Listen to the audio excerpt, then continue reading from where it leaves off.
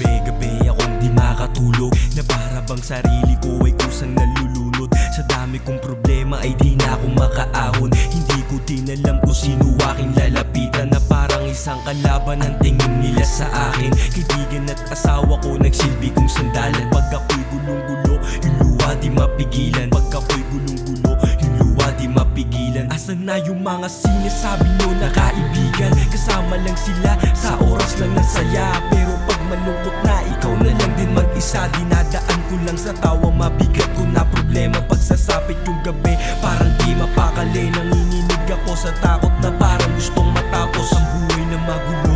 Araw-araw ganito, yung alak na tinungga, parang di ko nadama, parang di ko nadama. Di ko din alam kung ba't ako nagkakaganito.